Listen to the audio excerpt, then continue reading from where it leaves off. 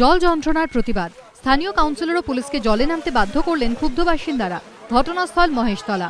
নাগাড়ে বৃষ্টিতে জলমগ্ন মহেশতলা পুরসভার বিভিন্ন ওয়ার্ড। সবথেকে খারাপ অবস্থা 31 ও 35 নম্বর ওয়ার্ডের।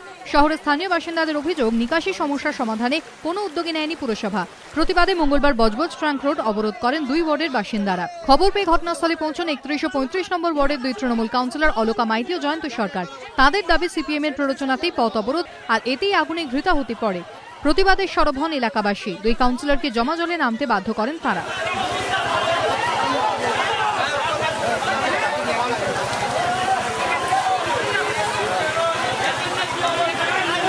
খবর পেয়ে ঘটনাস্থলে পুলিশ পৌঁছয়ে বিক্ষোভকারীদের হাত থেকে রেহাই পাননি তারাও।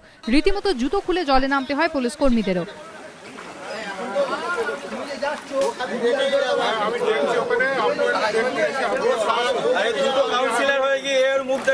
পুরসভার তরফে দ্রুত সমস্যা সমাধানের প্রতিশ্রুতি মিললে প্রায় 1.5 ঘন্টা পর অবরোধ উঠে যায়।